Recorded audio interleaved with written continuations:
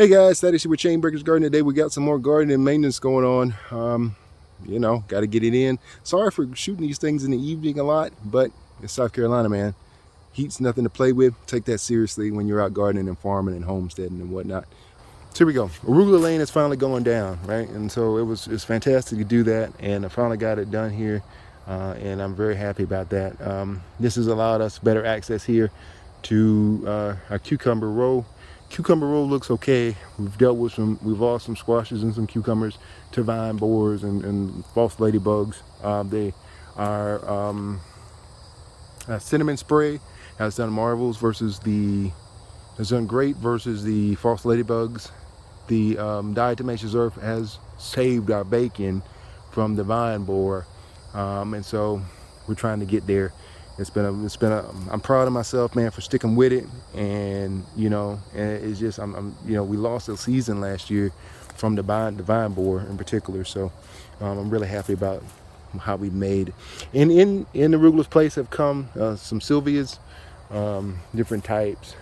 I like to buy stuff because it looked pretty, and I saw a ton of bees buzzing around this, and even when I came and sat it back here, a bee came up to it, so I felt like you're in the right place at the right time. This is the plants at 4 now. The lady here at the counter run this one up as a perennial and run that one up as an annual, and hey, look, I ain't gonna stop you. If you say it's annual, I say it's annual too. Now my research says it's a perennial here in South Carolina Zone 7B, but if you say hey, look, I ain't gonna stop you. Ring it up as you want to ring it up. Won't he do it? I ain't gonna stop you. I'm not gonna stop you. So that saved me some bucks, man. So I'm pretty happy about that, because plants are expensive, and I've been doing a really good job by not buying any. I got too many as it is. The row beside it was full of grass, so I went through and I pulled that grass up and I laid it back down where it was, and some of that's arugula as well. I'm laying that back on the top of that. Hopefully that'll burn away the root systems underneath from the former grass. Grass burns grass. Grass is full of nitrogen, so you always be mindful of that. Whether you're cutting your grass or you're pulling hay, that stuff will smolder and burn. So that's what we're using there. Organic form of weed suppression. Pulling all that grass down has really popped out kale. So the kale row has really popped, and I'm really happy about it. I'm really happy about it. They're still crisp as ever, and they really require no maintenance. I originally had them covered with the agribond fabric, but once I saw this one growing and it had no issues with pests, I went ahead and uncovered all of them. We've got some damage right there, but other than that, that's okay. These I just uncovered today, and they look more crappier underneath the fabric. Actually, it takes them a couple days to get their color back, so just be mindful of that, okay? In this place, I also found a deal on peppers today. They were I think they were $1.35 per pepper. I think I got 15 of them. They range from Cubanelle, some things I'd never heard of, Cubanelle to a sweet pimento to a regular bell. They look kind of lanky, but we'll make do with it. Less than $2 a pepper. You can't beat that, man. I couldn't turn that down. I've been looking for high and low for more peppers. Back here, this side has been done. Kale has been put down back here as well. And I'm looking into Jerusalem. If I'm not mistaken, it's called Jerusalem lettuce. I could be wrong, but if not, I'll put it down. I'll write it. I'll run it across the screen. But I'm looking in Jerusalem lettuce because it's supposed to be better for the heat. In this place over here, we've got corn. Corn has been put down in this place as well. That's because corn over there is done, and so I'm really happy about that. And so corn just went down yesterday. It's June the 25th or something like that. So it'll be a minute. We've got kales already coming up over here. Feel pretty good about that. We've got a bunch of other little stuff going on over here. Portuguese kale over there is really taking a pounding. It's not quite as durable as the curl kale at all. And even lacinato has been kind of wimpy too in this heat, but it's doing all right. But Portuguese kale is, it's kind of suspect. Hoping we get better results from it. We'll walk right over here. I feel like I should be more professional and do like a pause scene, and then you guys can, but that's okay. Corn is done. That's why we've gone ahead and planted the other corn over there. Normally you tell by the tassels here, you know, when they dry out and become dead looking, that's when you're getting ready to harvest.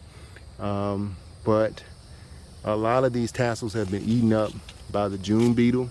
So I'm just kind of, you know, I'm feeling it and winging it, feeling the cob itself, but they're ready to go. So I'm gonna go ahead and pull them, and then I'm gonna leave these beautiful stalks up, and they can provide shade, much needed shade for us, for other plants out here. Watermelons are taking over this section as well. Melon row is a beast. But our okra are actually beginning to rebound from the beetles, even though there are beetles still on them, but they're actually beginning to rebound. We've even got buckwheat coming up over there, and it's a mess. Glorious mess, but a mess. I'm running out of light, y'all, so I'm gonna try to get y'all out of here. And let's see. Our melons are beginning to grow a lot better. Oh, it's probably too dark to see it, but if you saw us on Instagram, I've been really happy with our progress that we're making with basils. Tulsi and just regular basil. This here is cinnamon basil. It's bushed out. Somebody asked me, how do we get it so bushy and nice? Neglect it.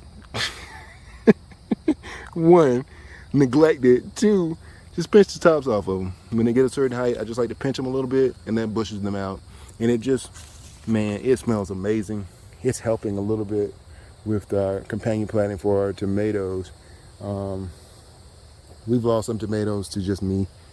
One or two, they split on me, and I wasn't doing a good job keeping up with the pruning. And that's just about it, guys. But we're really doing really well with all these basil types.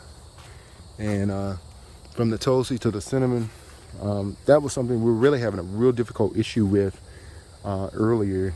I just couldn't get them to grow. And here's a watermelon right here. Yeah, it's getting some size on it. Yeah, boy. I already got requests, so those are gonna get eaten. Those already have owners, actually, so they're already going to the bellies of some people. But that's it for today, guys. I want to thank you guys so much for watching. Please like, share, subscribe, and all that good stuff. Hit those notification bells. Anytime we put out new stuff, you'll be able to see it first. We're making some progress. I'm happy. It's not, but nothing in this world is. And so, hey, it is what it is, man. We're almost at 300 subscribers, so I thank you so much. I never would have imagined in under a year we would do that. And I know we didn't become really active in the gardening community here online until a couple months ago. So, you know, hey, I'm extremely thankful for you. I think at 500 we'll do a giveaway. God willing, we get there, and then because we owe you big time, man. So continue to tell your friends about us. Continue to follow us over there on Instagram at Chainbreakers Garden. You know what it is. I pray the atmosphere that you move in, that you're building in, that you're growing in as of nothing but God. I pray you and your family remain covered. Amen. All right, guys, we're going to get it again some other time. Hey, we're doing some stuff out here. We're making some. I'm happy about it. Thanks.